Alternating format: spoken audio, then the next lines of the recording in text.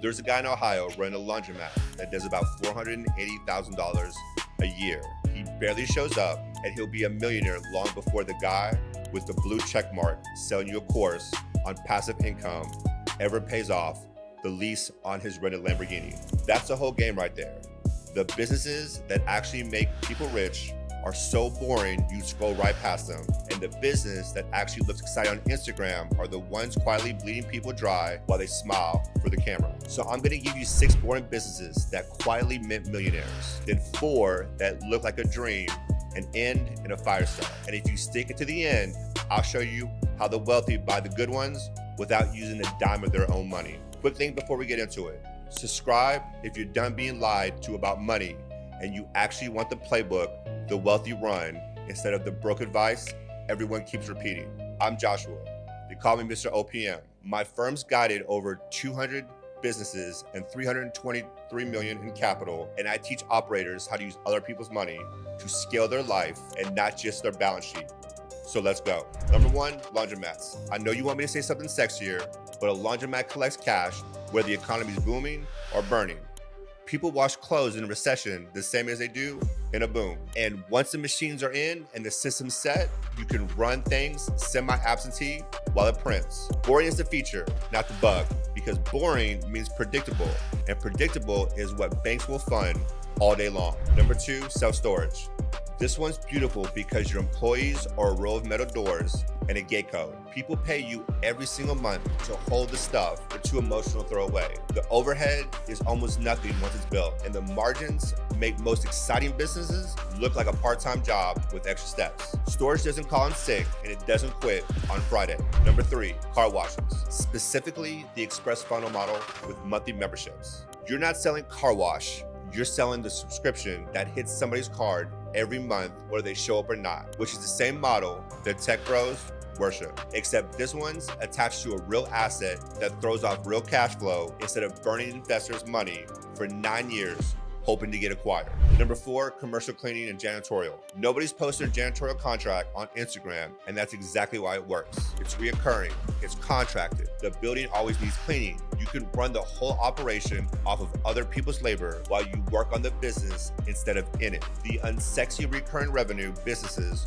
are where the actual money hides. Number 5, home services, your HVAC, and your plumbing. When somebody's air goes out in July in Houston, they're not price shopping and they're not waiting. They're paying whatever it costs right now, which means pricing power, emergency demands, and a customer who needs you more than anything right now. These businesses are owned by guys in their 60s who built them over 30 years and have no kid who wants to take it over. Hold that thought, because that's the opportunity of the decade, and I'll come back to it. Number 6, waste and sanitation. Porta potties, dumpster rentals, septic. 3 letters nobody wants to put on the side of their truck, and the owners are quietly buying lake houses. Why? Because it's essential and disgusting enough that nobody glamorous wants to compete. And disgusting but essential is one of the most defensible moats in business. The stuff people are too proud to touch is usually the stuff that pays the most. You notice the theme? Every single one is recurring, essential, and unsexy. That's not a coincidence. That's the formula. Now let me show you the other side, because this is where most of you are about to get hurt. Number 1, restaurants. I love a good restaurant. So does my wife. And I do not love the math. And the math does not math.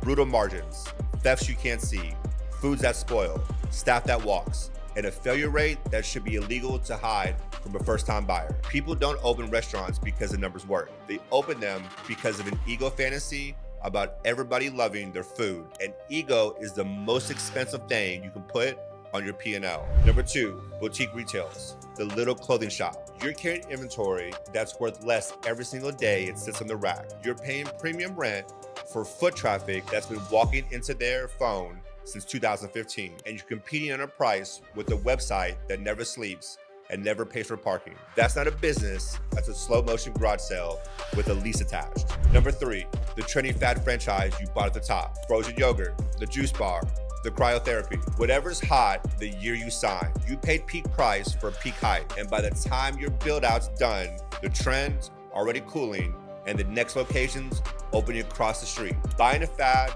at the top is funding someone else's exit and calling it your dream. Number 4, the boutique gym or studio You started because you love fitness. Loving the product is not the same as the product making money. In a room full of equipment with the month-to-month members who ghosted you in February is one of the fastest ways I've watched good people light 100th grand on fire. When you buy a business because you're passionate about it instead of because the numbers are passionate about you, you didn't buy a business. You bought an expensive hobby with a tax ID. And look, I'm not calling you stupid if you're one of these. You're not stupid, you got lied to. Nobody ever sat you down and showed you that there are levels about the ones you got stuck on. That's the whole category of boring. Cash flowing, essential businesses that wealthy quietly fight over while you're being sold a dream. The problem was never your brain, it was your information. I'm fixing that information right now. Here's the part nobody tells you, and it's the most important 60 seconds of this video. You don't have to start any of these from zero.